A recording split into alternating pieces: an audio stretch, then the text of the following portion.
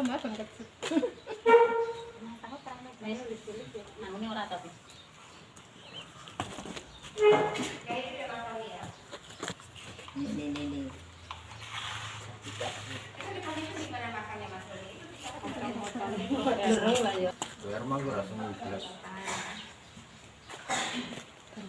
Menang beda. Ayo Bu Sila. Masuk Bu.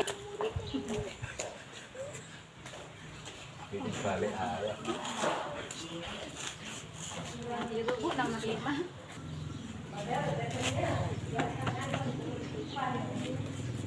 Eva.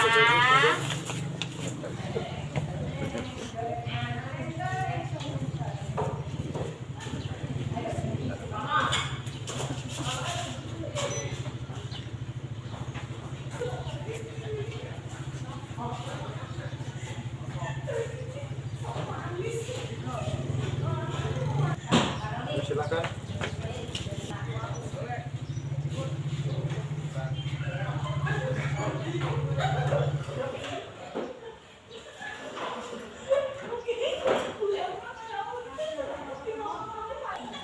Bunat. Nggak daftar.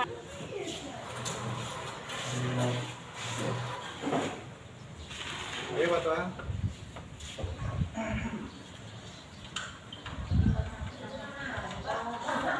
Mari Pak.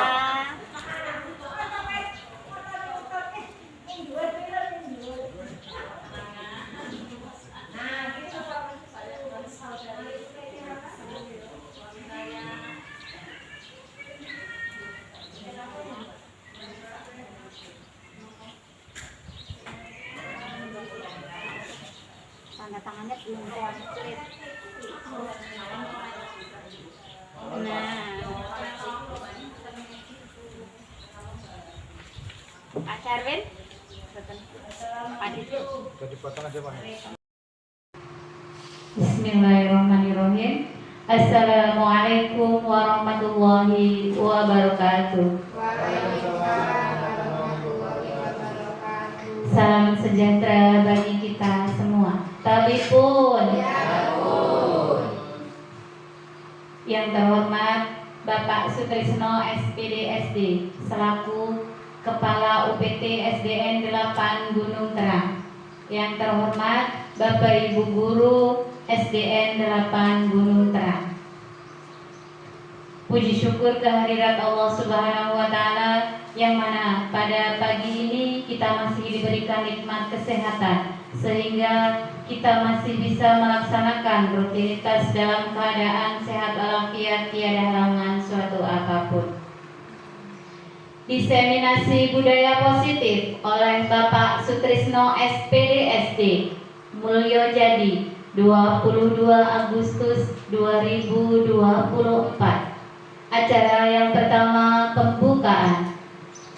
Untuk memperlancar acara pada pagi hari ini, marilah kita buka acara ini dengan membaca lafaz basmalah. Bismillahirrahmanirrahim. Dilanjutkan dengan menyanyikan lagu Indonesia Raya. Kepada Bapak Ibu sekalian dimohon untuk berdiri. Kepada yang bertugas dipersilahkan.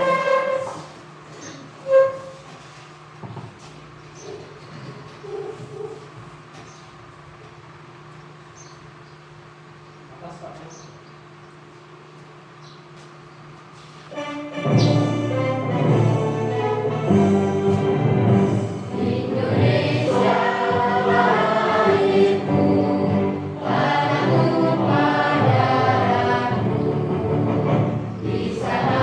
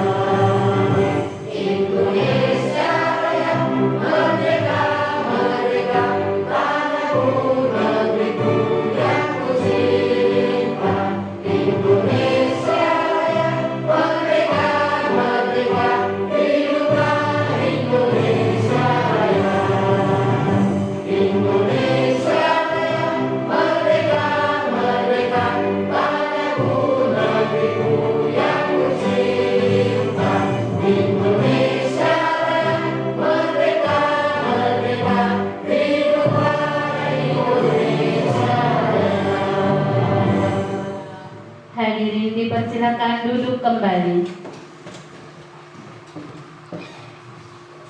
Dilanjutkan dengan sambutan wakil guru yang akan disampaikan oleh Ibu Sunepti SPD. Kepada Ibu dipersilakan.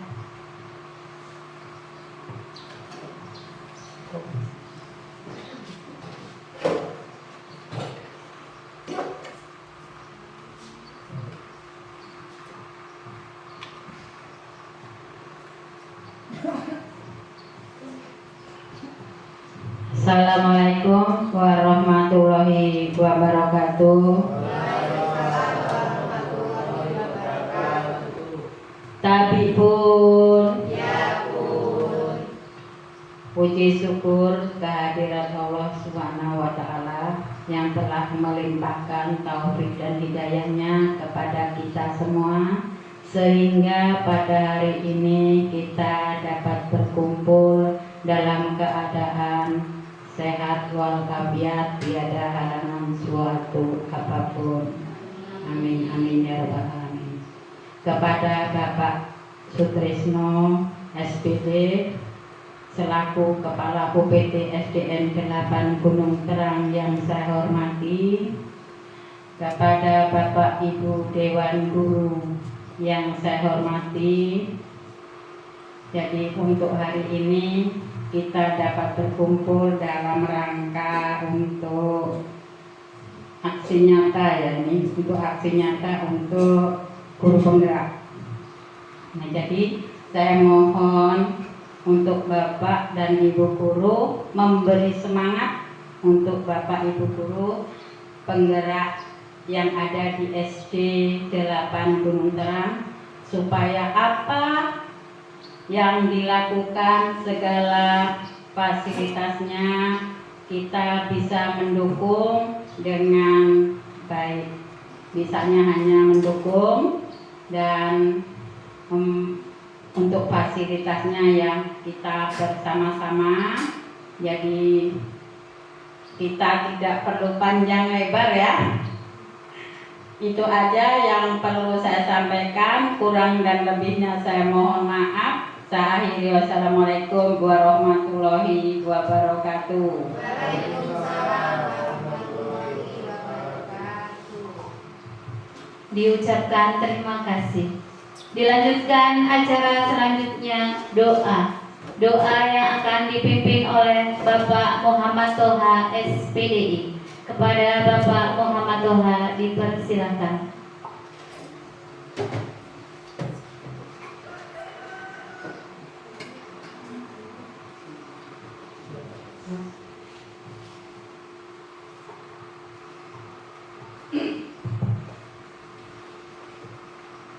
Mari Bapak Ibu, kita bersama-sama sebelum memulai acara aksi nyata dimensi budaya positif guru penggerak angkatan 11 ini, kita memohon keberkahan. Semoga acara ini bisa berjalan dengan lancar sampai akhir dan mendapat kesuksesan. Amin. Bismillahirrahmanirrahim. Allahumma sholli ala Muhammad wa ala ali Muhammad. Allahumma inna sami'na munadiya yunadi lil iman an aminu bi rabbikum fa amana. Rabbana faghfir lana dzunubana wa kaffir 'anna sayyi'atina wa tawaffana ma'al abrar wa tawaffana ma'al muslimin. Rabbana la tu'akhidna in nasina aw akhtana. Rabbana wa la tahmil 'alaina isran kama hamaltahu 'alal ladzina min qablina. Rabbana wa la tuhammilna ma la taqata lana bih wa'fu 'anna waghfir lana warhamna anta maulana fansurna 'alal qaumil kafirin fansurna 'alal qaumil kafirin fansurna 'alal qaumil kafirin. Allahumma inna nas'aluka 'ilman nafi'an wa rizqan thayyiban wa 'amalan mutaqabbalan. Rabbana atina fid dunya hasanah wa fil akhirati hasanah wa qina adzabannar wa qina adzabannar wa qina adzabannar. Wa sallallahu ala Muhammad wa ala ali Muhammad. Alhamdulillahi rabbil alamin. Ya akhiri wassalamualaikum warahmatullahi wabarakatuh.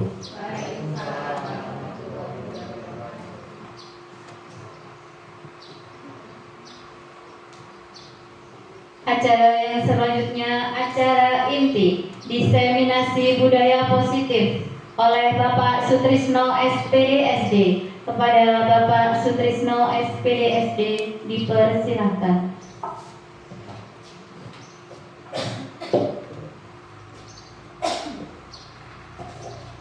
Terima kasih kepada Bu Fikri selaku pembawa acara. Assalamualaikum warahmatullahi wabarakatuh. Tapi Bu, sehat ya Bapak Ibu ya? Alhamdulillah.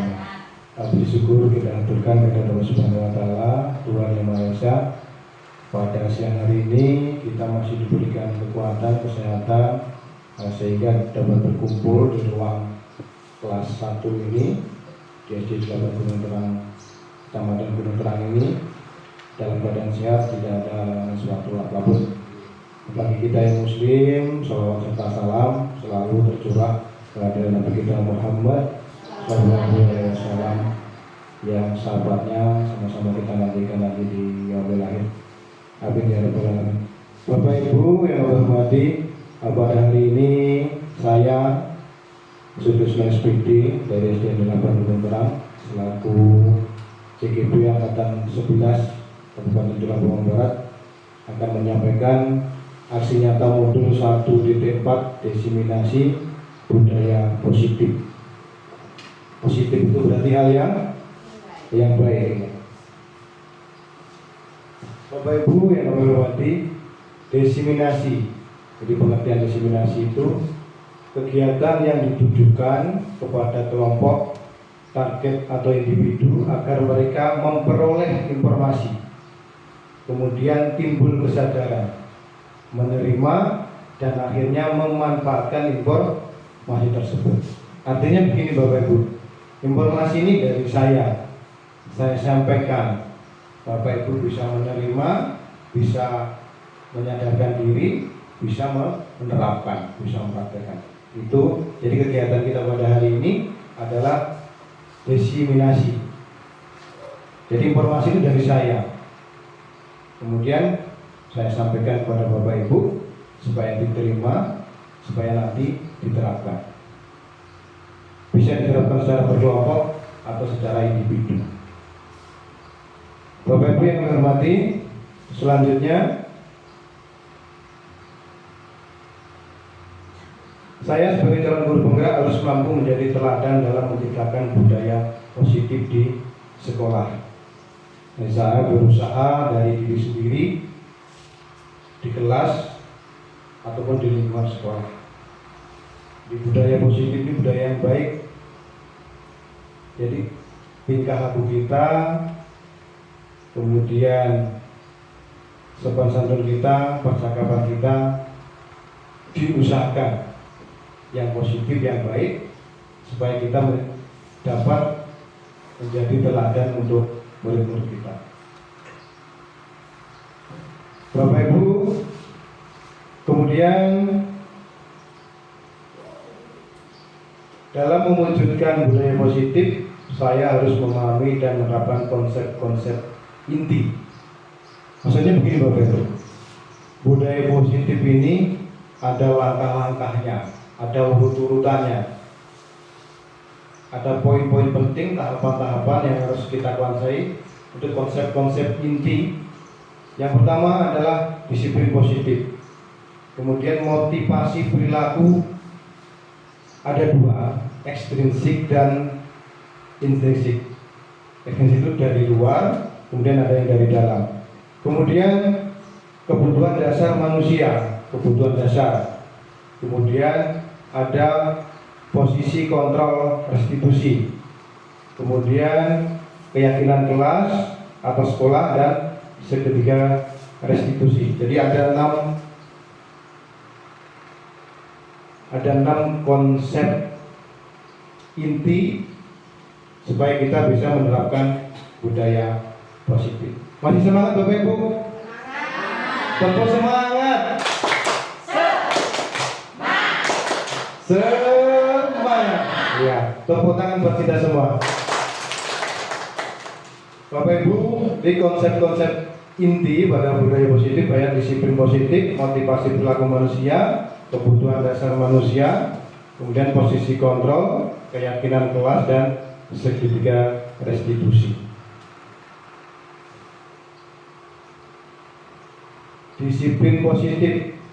Disiplin positif merupakan suatu cara penerapan disiplin yang mengajarkan anak bertanggung jawab dan menumbuhkan kesadaran diri berdasarkan nilai kebajikan. Apa itu nilai kebajikan?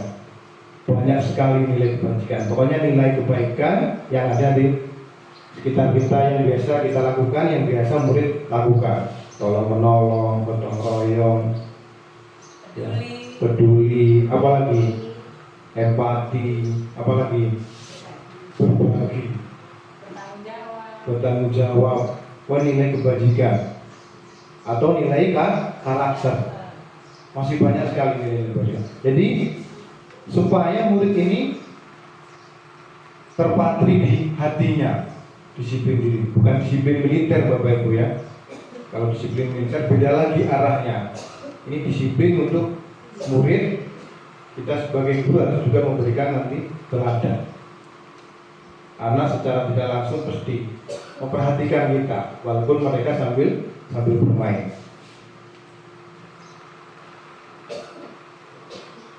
Disiplin positif lebih ke arah mengontrol diri dalam setiap tindakan, menumbuhkan disiplin positif dari dalam diri sendiri tanpa ada hukuman, tanpa ada paksaan, tanpa ada sanksi.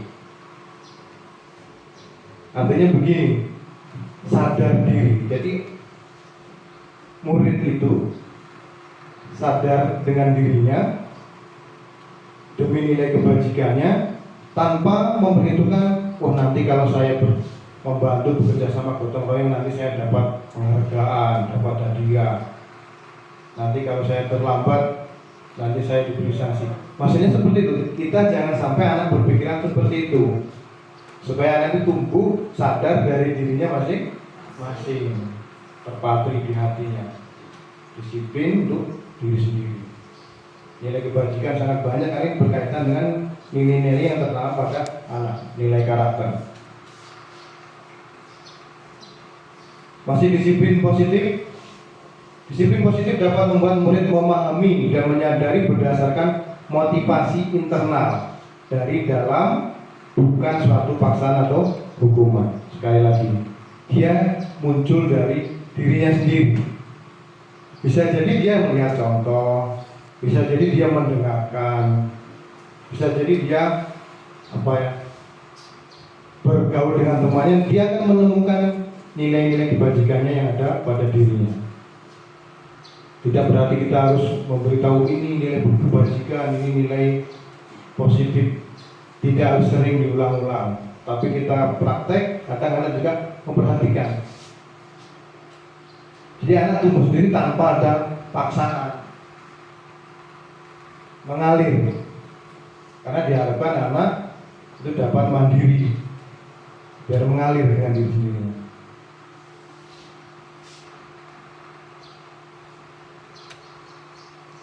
Konsep inti berikutnya, yang pertama tadi disiplin positif, yang kedua motivasi perilaku manusia. Jadi kita ini manusia hidup secara normal, tidak bisa kita pungkiri bahwa kita juga perlu pujian, perlu penghargaan, perlu dihormati. Yang pertama motivasi perilaku manusia, menghindari ketidaknyamanan dan hukuman. Seperti apa ini maksudnya? Contoh, ini motivasi dari eksternal, dari luar, menghindari ketidaknyamanan dan hukuman. Artinya begini, contoh di murid, saya mau berangkat pagi piket supaya tidak dihukum, supaya tidak dipanggil di kantor. Jadi motivasi itu datang dari luar, karena ada embel-embel bahwa nanti kalau nggak berangkat pagi saya terlambat akan dihukum. Menghindari ketidaknyamanan atau hukuman.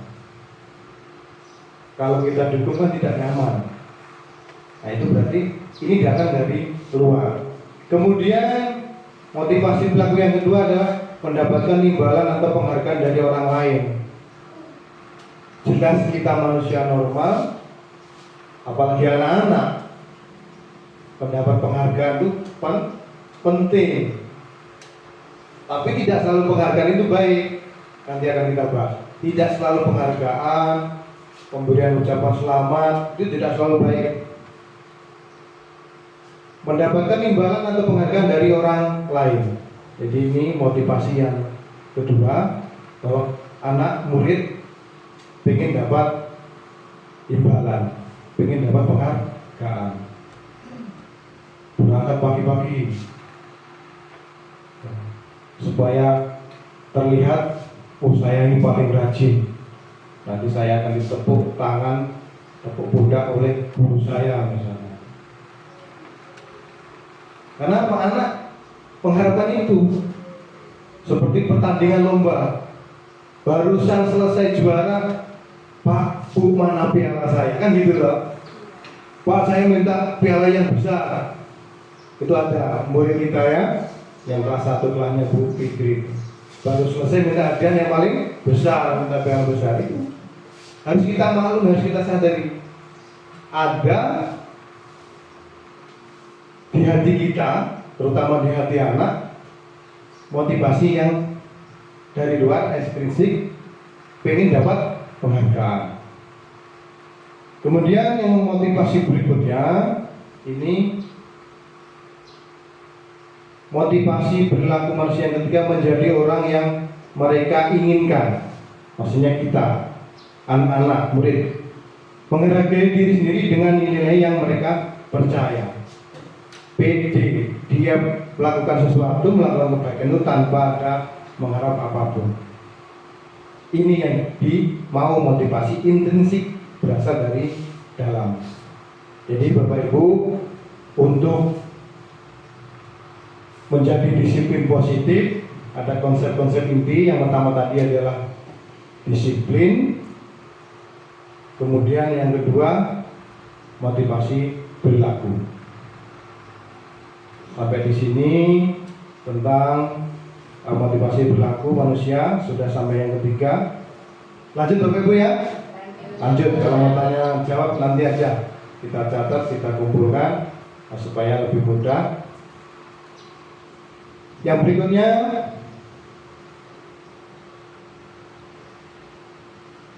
secara umum motivasi perilaku manusia secara idealnya, tindakan belajar itu sendiri adalah penghargaan sesungguhnya. Jadi secara otomatis belajar dia itu sendiri adalah penghargaan yang sesungguhnya. Sejatinya kita bisa didukung oleh penghargaan yang diberikan secara terus-menerus. Apa yang maksudnya Bapak Ibu? Sejatinya kita bisa didukung oleh penghargaan yang diberikan secara terus-menerus. Artinya ada yang bisa, apa maksudnya? Kalau kita diberi penghargaan terus-menerus, kita ini sebenarnya dihukum. Kita jadi tergantung ya. Nah, Kita nggak tergantung. mau berkreasi, nggak punya ini kalau nggak dapat penghargaan. Ini. Ada lagi? Ya, nggak mau semangatnya nggak ini, nggak timbul, nggak muncul. Coba, boleh Pak. Sejatinya kita ini bisa didukung oleh penghargaan yang diberikan secara terus-menerus. Ya, Bu Nah tadi berpendapat, Bu Liz berpendapat bahwa kalau kita sering diberi penghargaan akan tergantung, kecanduan, ketergantungan. Jadi anak itu bisa berbuat, nanti ada penghargaan, ada imbalan. Kalau nggak ada jadi nggak semangat. Tapi kalau sering lomba yang semangat, minta piala terus. Ada muridnya begitu ini, luar biasa. Minta potong rambut, langsung potong rambut. Minta piala yang besar. Iya. Iya. Kita lanjutkan Bapak Ibu. Hukuman maupun penghargaan adalah cara-cara mengontrol perilaku seseorang yang menghancurkan potensi untuk pembelajaran yang sesungguhnya. Bahasanya tinggi Bapak Ibu. Hukuman maupun penghargaan adalah cara-cara mengontrol. Mengontrol ini berarti kita menguasai, memantau. Akan menghancurkan potensi untuk pembelajaran yang sesungguhnya. Kenapa demikian? Karena anak ini selalu tadi dikontrol oleh hukuman, dikontrol oleh penghargaan. Jadi dia nggak dari dirinya sendiri. Jadi kita bukannya tidak boleh memberikan penghargaan, boleh. Tetapi kita juga harus memperhatikan anak. Kita berikan motivasi supaya anak itu benar-benar dari hatinya, dari dirinya sendiri. Karena semakin kita memberi penghargaan, semakin dia seperti dihukum, apalagi langsung dihukum. Karena era pendidikan kita ini beda dengan zaman kita dulu sekolah dasar. Kalau dulu siswa itu, murid itu, kalau tahan dengan guru di sekolah, ya lanjut sekolahnya. Kalau nggak tahan keluar, karena takut dengan gurunya. Di SD galak, sebagian banter tapi kalau di SMP lebih galak lagi kalau zaman dulu. Jadi kalau murid nggak tahan, nggak nyaman, lama-lama keluar. Itu zaman dulu kalau kita SD. Tapi sekarang paradigma baru, perubahan baru, apalagi sekarang kurikulum merdeka, kita harus memerdekakan anak.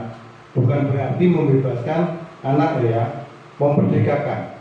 Artinya supaya dia itu bisa mengembangkan dirinya sendiri. Kita tugasnya menuntun, ya, menuntun ke arah kebajikan. Anak itu sudah punya potensi masing-masing. Kita dengan mengarahkan. Kalaupun karakteristik anak beda-beda ya wajar, namanya anak. Untuk konsep yang ketiga, konsep yang ketiga adalah kebutuhan dasar manusia. Coba Bapak Ibu perhatikan dulu kebutuhan dasar manusia. Yang pertama kebutuhan bertahan hidup. Yang kedua kebutuhan kasih sayang dan rasa diterima. Kemudian yang ketiga kebutuhan penguasaan. Kemudian yang keempat kebebasan. Yang kelima kesenangan. Ini oleh ahli psikologi dari Amerika menyatakan mencakup diglobalkan jadi 5 kebutuhan. Kebutuhan bertahan hidup.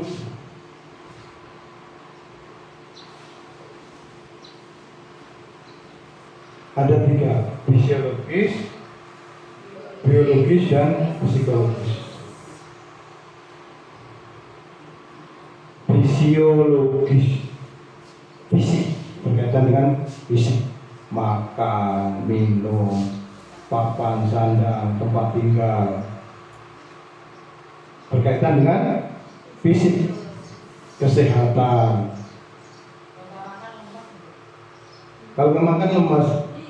Pak Roni lemas Pak, sudah sarapan? Alhamdulillah. Sebentar lagi kita tunggu pasal 12. Ya, kalau apalagi murid kita, anak-anak kita. Tetapi kita harus teliti, harus telaten kepada anak-anak itu. Anak kadang pengennya nggak sarapan, pengennya makan di sekolah. Nah itu salah satu kebutuhan. Kebutuhan apa kira-kira kalau dia pengen makannya di sekolah, makan bareng-bareng? Ya nanti ya. Ya kita lanjutkan kebutuhan bertahan hidup. Fisiologis, makan, kesehatan, tempat tinggal dan seterusnya. Biologis. Biologis ini untuk penerus generasi. Bapak Ibu tidak perlu saya jelaskan, apalagi yang sudah berkeluarga.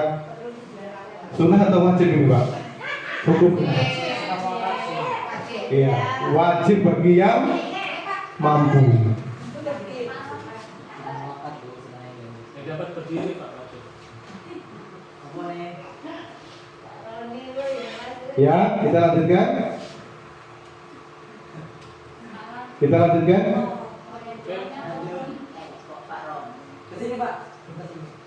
Kita lanjutkan.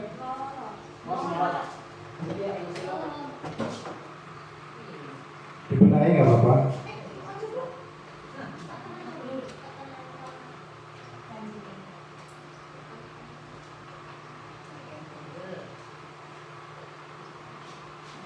Masih terlihat jelas Bapak ya? Alhamdulillah. Yang nggak pakai kacamata pintu punya kawannya. Oke, saya lanjutkan. Kemudian kebutuhan psikologis, kebutuhan perasaan aman, nyaman, tentram. Kalau ngobrol sama temannya enak, tidak menyakiti, gitu. Jadi kebutuhan itu ada, kebutuhan bertahan hidup ada 3 macam. Jadi kebutuhan psikologis itu masuk dalam hati lah pada perasaan ya. Psikologis, iya. Kita jangan jangan terlena dengan bahasa jiwa. Namanya menyebut jiwa kadang-kadang kita persepsinya sudah beda. Nah, itu kita pakai kolbu lah bahasanya Pak Kiainya. Perasaan, hati. Ya Bu Irma ya. Bu Irma nggak bawa kacamata ini.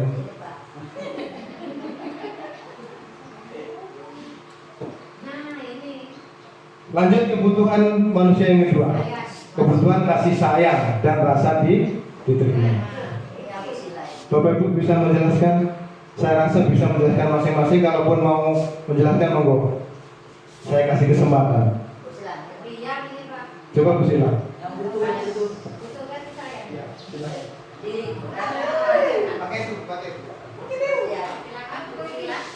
Kebutuhan kasih sayang dan rasa diterima itu seperti apa menurut Bu Sila?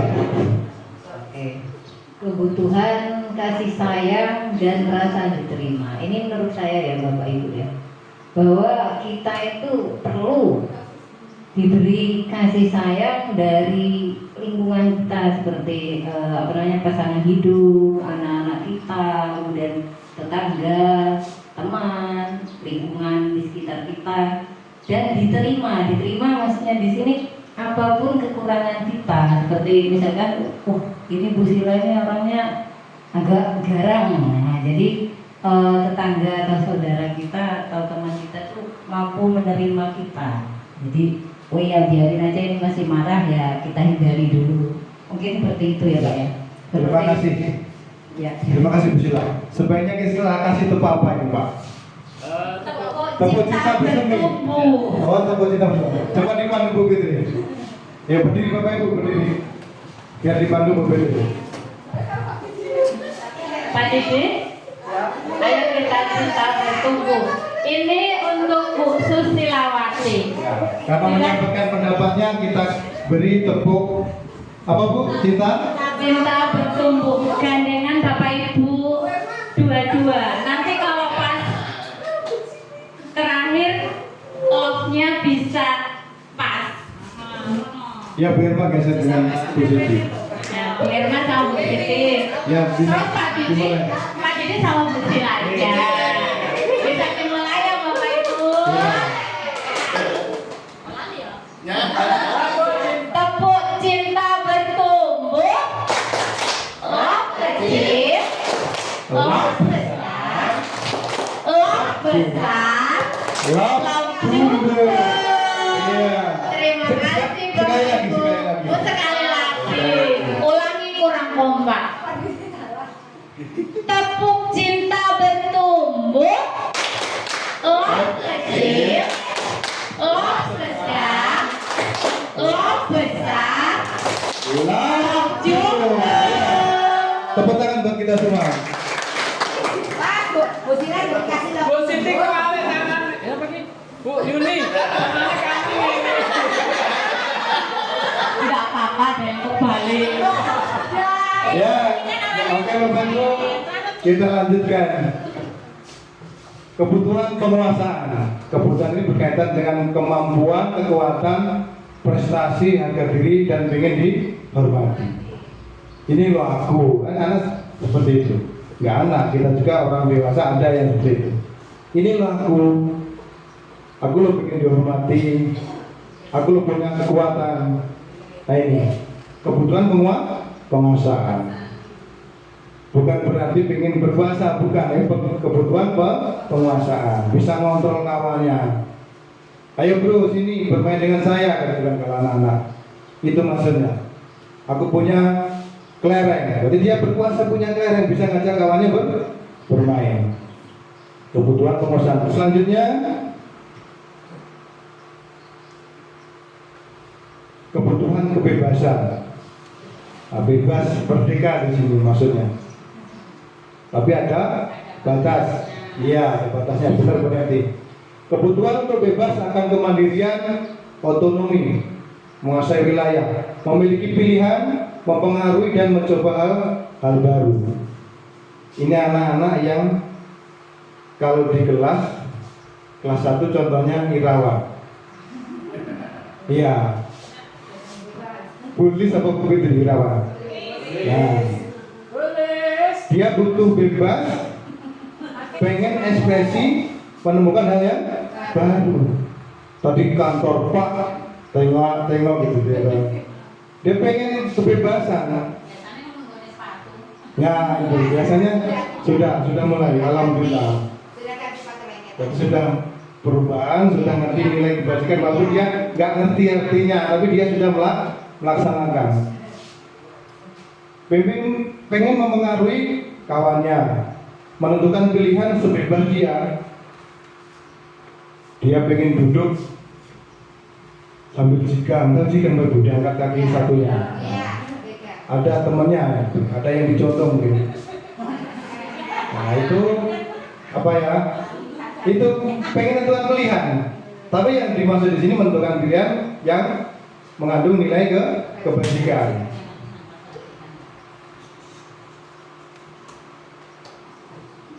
Kebutuhan berikutnya adalah kebutuhan kesenangan.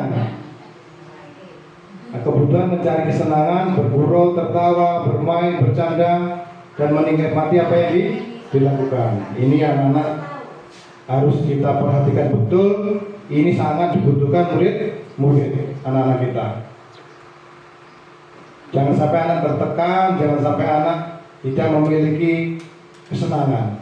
Berarti kalau anak kita terlihat di kelas itu burung, diam, melamun, berarti dia butuh kesenangan gitu ya Pak? Ya kita tanya dulu. Kenapa sih? Latar belakangnya apa, sebabnya apa. Mungkin bisa jadi murung belum sarapan. Bisa jadi murung karena tidak senang dengan gurunya. Bisa jadi murung tidak suka dengan pelajarannya. Bisa jadi memang dia perlu kesenangan. Mungkin dari rumah pagi-pagi sudah tinggal bapak ibunya kerja. Baju nyiapkan sendiri, kemudian sarapan mungkin nyiapkan sendiri. Jadi mungkin kesenangannya tertunda atau belum, atau uang sakunya belum dikasih. Masih banyak hal yang dimiliki anak terkait dengan kebutuhan kesenangan. Bercanda, bermain jelas anak butuh ini. Bapak Ibu punya kesenangan? Bu Imel apa kesenangannya? Betul, bersenang-senang. Makan. Shopping dan jalan-jalan. Makan,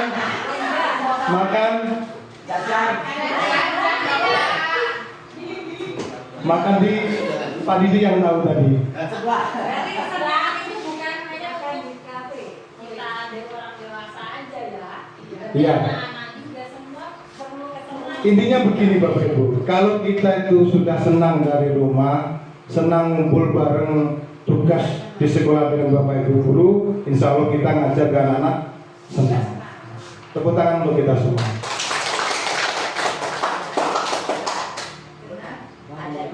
Iya. Jujur ini saya sampaikan, ini bukan pujian, bukan penghargaan. Tepuk tangan buat Bu Sila. Iya. Saya perhatikan 2 minggu ini luar biasa. Tepuk tangan.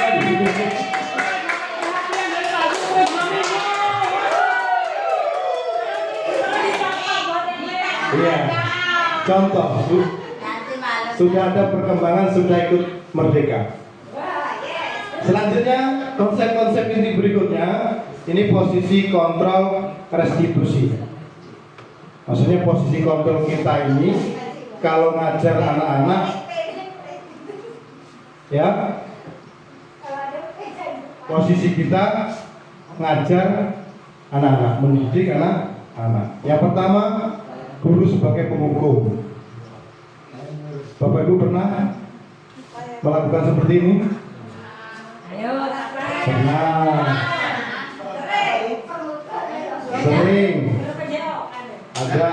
Ya, pernah, sering, ada. Sering. Merasa Bapak Ibu? Ya, kita lanjutkan. Nanti perbaikan di Bapak Ibu sendiri. Yang kedua, posisi guru sebagai pembuat merasa bersalah. Ada yang bisa dipahami Bapak Ibu? Kita sebagai guru, sebagai pembuat merasa bersalah kepada anak. Contohnya seperti apa? Kata-kata kita kalau anak-anak harus menuruti apa yang kita mau gitu loh. Jadi kan menuruti apa yang harus kita mau. Jadi kita merasa bersalah, kenapa kok saya membebankan anak seperti itu? Dan anak belum mampu gitu loh, Pak. Ini maksudnya begini, Bu. Yang merasa bersalah itu anaknya. Oh, anaknya. Iya. Bukan kitanya. Kita melakukan tingkah laku, kita memberikan tutur kata, anak itu merasa bersalah. Oh, gitu. Seperti apa? Mungkin dia pernah mikir ya. Ya, seolah-olah anak itu merasa bersalah. Kita pernah ngomong apa atau kita melakukan apa, kok itu anak itu merasa bersalah. Mau pakai Fatih kan gini, Bu, kamu gitu. Fatih, ya maaf Bu, Fatih minta maaf. Iya. Udah ngomong kamu. Ada lagi, Pak Roni? Ya Bu, silakan. Kan pada hari itu kan ada siswa saya terlambat ya Pak. Iya. Datang sekolah. Nah terus saya bilang gini, saya nggak menghukum. Saya tidak menghukum ya, walaupun dia terlambat berarti kan dia melakukan kesalahan ya. Saya bilang dengan kata-kata, aduh Rois, kenapa kamu terlambat?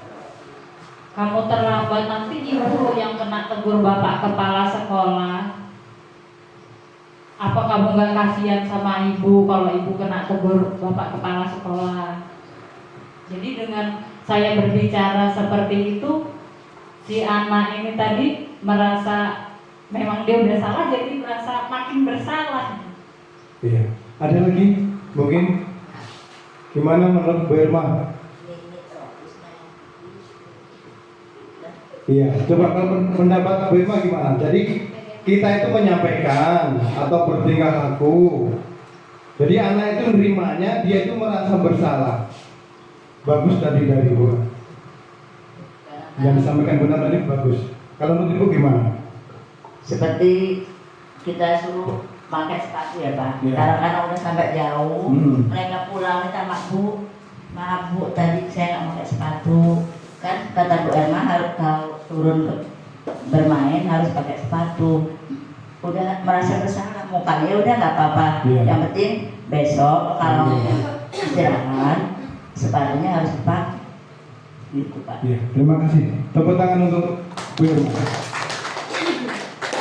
Jadi kita menyampaikan ke anak itu, anak kalau bahasa Jermannya nelongso, apa ya?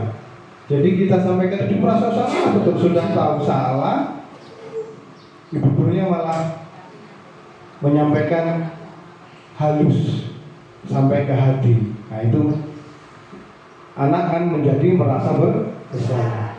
Ini biasanya trik ibu bahasanya halus tapi apa ya, mandes, bukan nyekit, bukan nyetik kan nyakitin, mandes mengena di hati. Itu Tidak perlu kita teriak-teriak. Ini biasanya dari ibu-ibu, terutama anak yang sifatnya keras. Ya, kalau kita keras, anak kan semakin keras. Nggak bisa. Kita harus pakai cara. Kemudian guru sebagai teman, ya ngobrol, cuek, tetapi dengan bahasa yang sopan santun. Ngobrol, dikerti, dirangkul, dan sarapan belum? Bapakmu sehat apa enggak? Mamamu sehat apa enggak? Deketin ngobrol. PR-nya dikerjakan apa enggak, itu deket sambil ngobrol. Tapi komunikasinya sopan santun. Berarti ada waktu sebagai teman, ada waktu sebagai guru gitu kan? Ya, jadi posisi kontrol kita ini, yang pertama tadi kita sebagai penghukum, sebagai pembuat rasa bersalah, kemudian sebagai teman.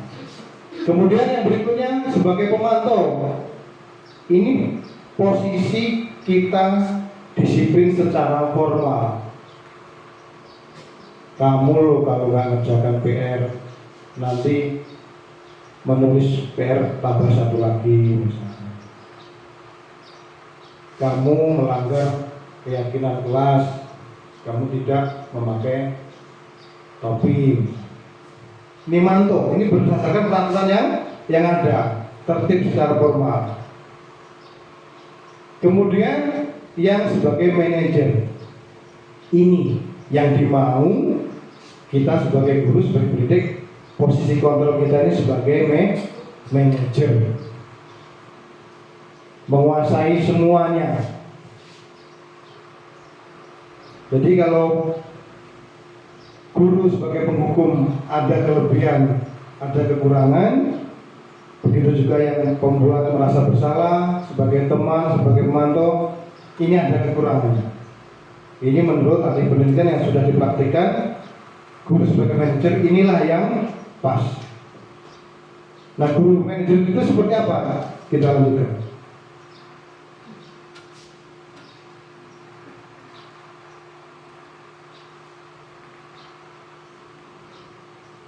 Ini. Di antara kelima posisi kontrol sebaiknya sebagai guru menggunakan posisi manajer. Sebagai manajer, guru dapat melakukan sesuatu bersama murid, mempersilahkan murid bertanggung jawab dan mendukung menemukan solusinya. Kalau saya pribadi, semua bisa diterapkan tapi ada posisinya. Tetapi ini kita dianjurkan sebagai posisi manajer. Dari keempat posisi tadi sebenarnya ada di sini, sedikit-sedikit ada di posisi manajer. Tapi intinya memerdekakan murid, untuk mempersilahkan murid bertanggung jawab dan mendukung menemukan solusi. Nanti ada pembahasan berikutnya tentang bagaimana anak menemukan solusi tanpa ada paksaan apa yang dia miliki. Manajer, pernah saya sampaikan, kepala sekolah sekarang ini bukan guru yang ditugaskan menjadi kepala sekolah, tapi seorang manajer.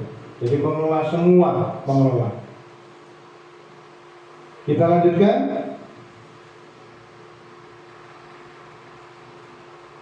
Konsep inti yang berikutnya adalah keyakinan kelas atau keyakinan sekolah. Bapak Ibu sudah buat? Sudah ya, alhamdulillah sudah disepakati dengan murid-murid. Buatnya sama murid, iya. Jadi keyakinan kelas ini diusahakan terpatri pada hati anak-anak. Kalau dulu kan peraturan, ini kesepakatan. Kesepakatan itu yang tulisannya, keyakinan yang diresapi oleh anak-anak untuk kelas. Bahasanya diperhalus lagi supaya anak itu menyadari dirinya sendiri bahwa pentingnya keyakinan kelas. Jadi dibentuk kesepakatan guru dengan murid-murid.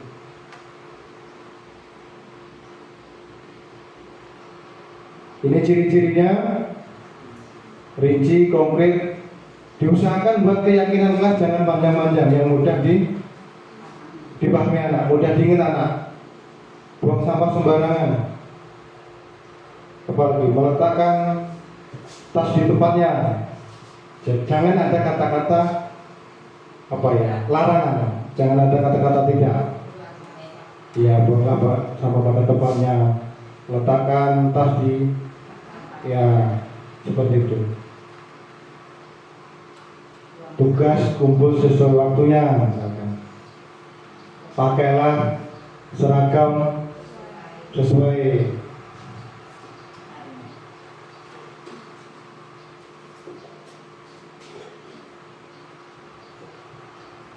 Kita lanjutkan.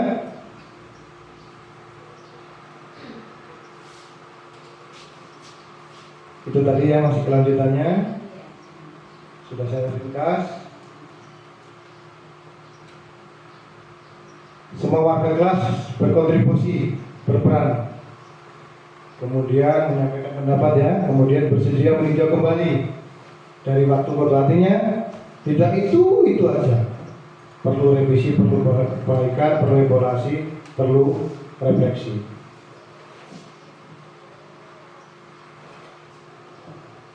Untuk konsep terakhir, konsep inti pada disiplin positif. Segitiga restitusi. Ini bukan segitiga biru tepung terigu ya. Ini segitiga restitusi. Iya. Jelas Bapak Ibu ya. Lihat yang ini aja Bapak Ibu ya. Segitiga restitusi adalah program kegiatan. Satu caranya menstabilkan identitas, validasi tindakan yang salah, validasi tindakan yang salah. Saya ulangi ya, validasi tindakan yang salah. Kemudian menanyakan keyakinan. Segitiga restitusi dapat dijalankan jika kelas punya keyakinan kelas. Kalau belum punya nggak bisa dijalankan. Jadi konsep inti yang terakhir ini adalah segitiga restitusi.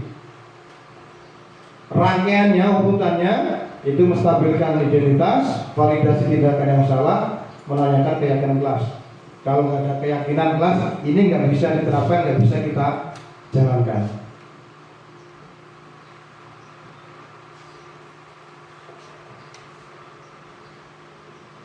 Menstabilkan identitas bertujuan untuk mengubah identitas anak dari yang gagal ke yang sukses.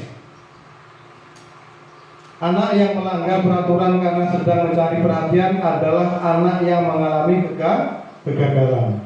Itu contohnya. Dia mencoba untuk memenuhi kebutuhan dasarnya, namun ada benturan.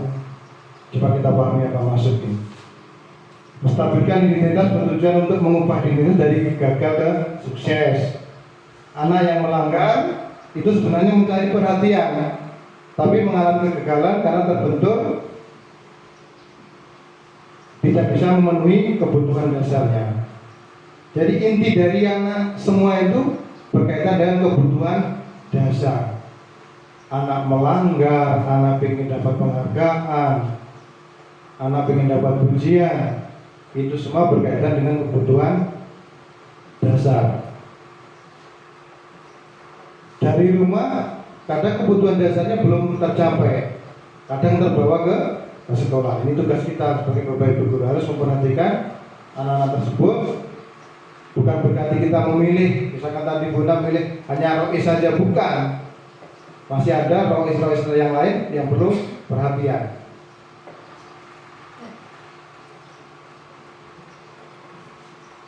Yang berikutnya tahapan validasi tindakan yang salah. Setiap tindakan kita dilakukan dengan suatu tujuan yang memenuhi kebutuhan dasar. Kalau kita memahami kebutuhan dasar, apa yang mendasarinya, kita akan bisa menemukan cara-cara paling efektif untuk memenuhi kebutuhan tersebut. Kita cari dari diri kita sendiri. validasi yang salah, identifikasi yang salah. Apa toh kesalahan saya ini? Apa yang perlu kita perbaiki? Apa solusinya?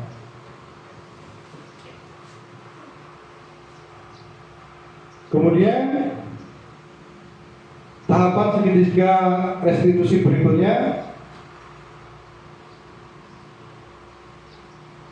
menanyakan keyakinan. Ini tadi dari awal sudah saya sampaikan.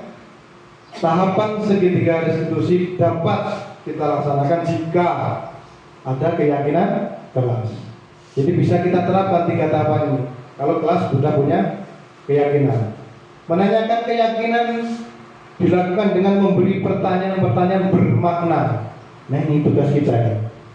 Kita biasa bertanya tapi bermakna seperti apa yang diinginkan. Bermakna kepada murid atau anak, memunculkan motivasi intrinsik supaya muncul dari dalam anak tersebut, diri mereka sendiri, sehingga mampu mengaitkan keyakinan dengan tindakan yang salah. Artinya kita bertanya bisa mengaitkan kegiatan tindakan dia yang salah supaya dia punya solusi, punya keyakinan untuk memperbaiki diri. Segitiga restitusi, bukan segitiga biru ya. Itu kebetulan ada warna biru. Sengaja ada merahnya ini untuk mengkamuflase supaya kita tidak miskonsepsi. Tepuk semangat apa tepuk? Tepuk apa bu? Supaya nggak ngantuk ini dan ngantuk.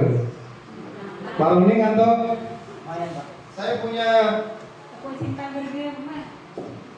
punya tepuk. Tetapi rencana saya ini mau tak kasihkan nanti di akhir kegiatan, nanti ke CGP. Tapi sekarang aja lah. Kalau kau suka hati tepuk tangan, kalau kau suka hati tepuk tangan, kalau kau suka hati mari kita mainkan, kalau kau suka hati tepuk tangan. Ya itu nanti kelanjutannya sambung minggu depan.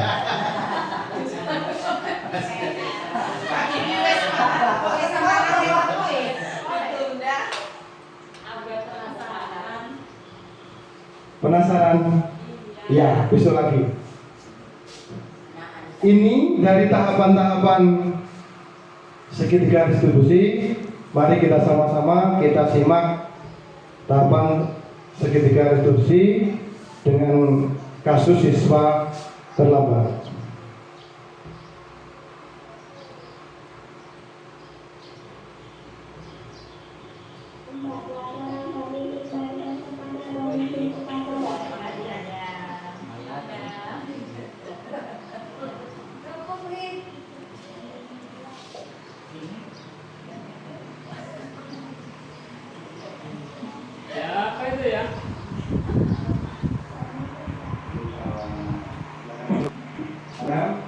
Kita perhatikan sama-sama.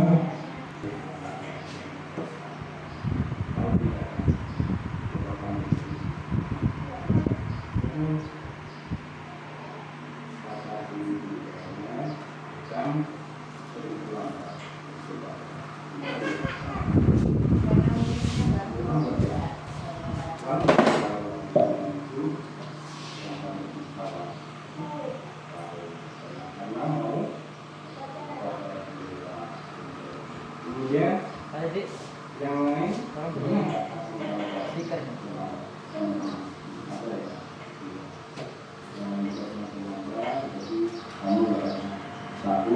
terakhir yang jelas kamu sudah memenuhi panggilan Bapak ya.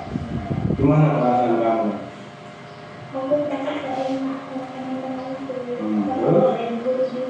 Begitu. Kemudian mengapa kamu terlambat? Aku membantu jualan apa di rumah? jualan di rumah. Ya. Kadang tahu nggak kalau tidak itu salah. Jangan bilang lagi ya kalau itu kesalahan. Tiap orang itu mesti melakukan kesalahan. Tidak ada orang yang sempurna ya. Iya. Itu kan. Kamu siap nggak supaya tidak terlambat? Tidak. Apa harapan kamu yang kamu lakukan supaya kamu tidak terlambat? Tidak, apalagi tidak tidur yang malam. iya, tidak. Kalau wawancara, kamu kemarin datang pukul berapa? Pukul setengah. Seharusnya kalau wawancara itu 17.15 sudah sampai di sekolah. Iya. Kalau kamu datang 7.30, keyakinan kelas apa yang kamu lakukan?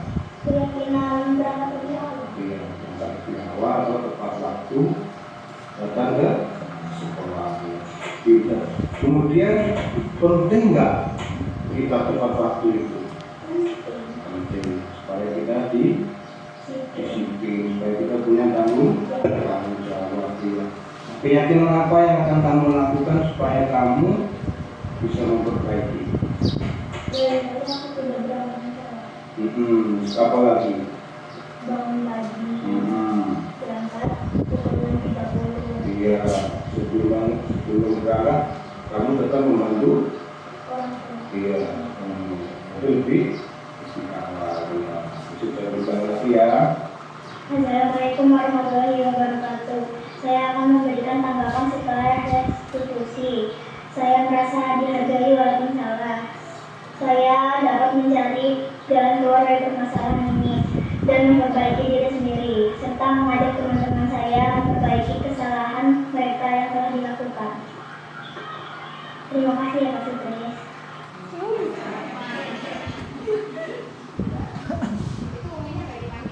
Terima kasih.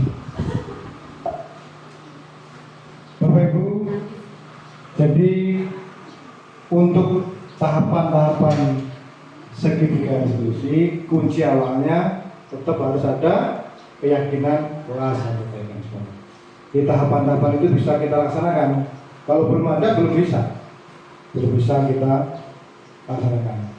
Bapak Ibu yang kami hormati, demikian penyampaian dari saya, diseminasi budaya positif dari konsep-konsep inti tadi: disiplin positif, motivasi perilaku manusia, kebutuhan dasar manusia, 5 posisi kontrol, keyakinan kelas, dan segitiga restitusi. Terima kasih. Kalau lebih kurangnya saya mohon maaf. Saya akhiri. Wassalamualaikum warahmatullahi wabarakatuh. Tepuk tangan untuk kita semua. Tepuk tangan untuk Pak Sutrisno. Iya. Sekali lagi. Sekali lagi. Wow, keren ya Bapak Ibu. Keren. Tapi dong tepuk wow kerennya gimana? Gimana kalau Pak Sutrisno dikasih tepuk wow? Gimana? Dikasih W, dikasih O, dikasih W. Lah kok apik, tenang. Lah kok apik, tenang. Keren nggak Bapak Ibu? Iya, terima kasih. Tepuk tangan. Tepuk tangan apa kasih tepuk wow lagi? Tepuk wow. Kasih W, kasih O, kasih W. Wah, tenang lah kok apik, tenang. Tepuk tangan Bapak Ibu. Terima kasih Bapak Sutrisno SPD SD. Demikian tadi acara inti diseminasi budaya positif oleh Bapak Sutrisno SPD SD. Semoga bisa meningkat. Semoga bisa bermanfaat untuk Bapak Ibu sekalian. Demikianlah tadi acara diseminasi budaya positif oleh Bapak Sutrisno SPD SD. Saya selaku pembawa acara dari awal hingga akhir. Apabila ada kesalahan, saya mohon maaf yang sebesar-besarnya. Marilah kita tutup acara ini bersama dengan membaca lafaz hamdalah. Alhamdulillahirabbil alamin. Saya ucapkan terima kasih kepada Bapak Ibu hadirin sekalian. Saya sebagai pembawa acara, saya akhiri. Wassalamualaikum warahmatullahi wabarakatuh. Waalaikumsalam warahmatullahi wabarakatuh. Jadi tanya jawab Pak. Sudah ya. Gimana kalau tepuk tangan bareng-bareng lagi Bapak Ibu? Kompak. Belum makan. Ayo yang kompak Bapak Ibu. Saya punya oleh-oleh sebelum tepuk tangan lagi. Api tenang. Ini ada yang lebih api lagi, Bu. Keluhnya,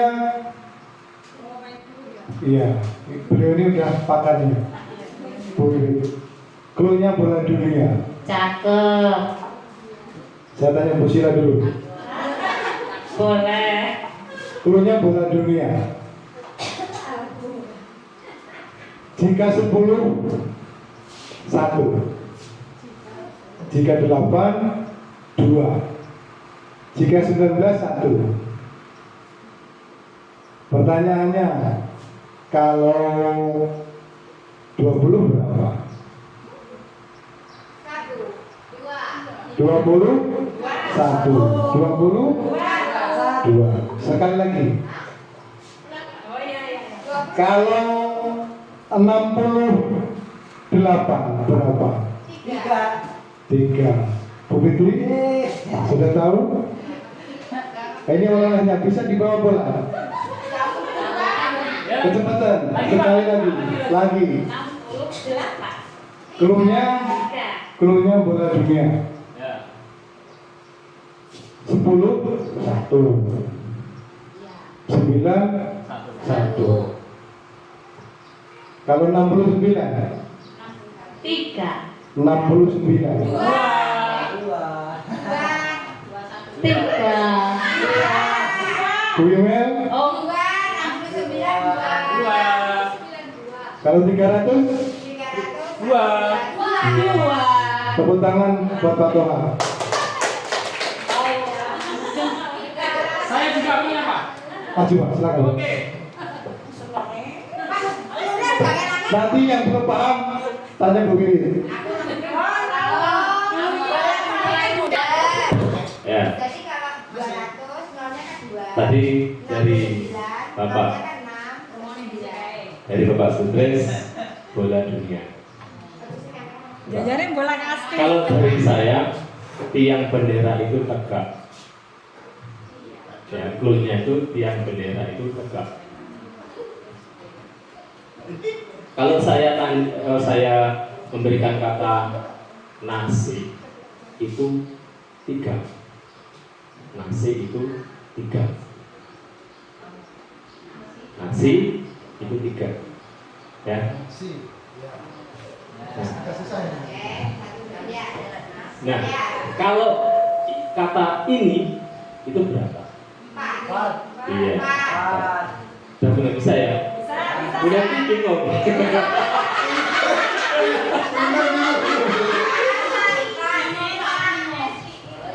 Ya. Ulangi Pak, clue-nya ulangi. Ya. Clue-nya ulangi. Clue-nya saya ulangi. Tiang bendera itu tegak. Kalau yang clue-nya tegak bingung.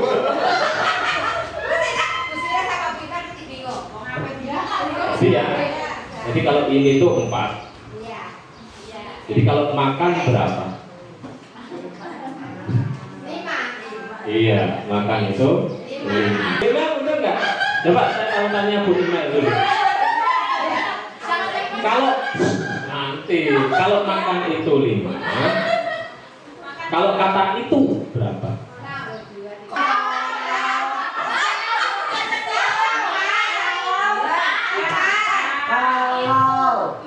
Jadi begini ya Bu Imail, tiang bendera itu tegak. Jadi kata yang diambil yang tegak itu ada berapa? Seperti terima. Terima yang kata yang tegaknya ada berapa? 1, 2, 3, 4, 5, 6. Jadi 5. A-nya enggak masuk dia enggak Kan bisa. miring. Miring. Juga ya. Iya. Enggak, iya bendera itu tegak. Kalau ngasih lipat. Nah, Loro berarti. ya kalau kasih berarti 1, 2, 3. Ya, kasih tepuk untuk kita semua. Ya, terima kasih. Ada lagi kita ya. Udah, ya. Satu lagi. Ya, untuk satu lagi. Udah.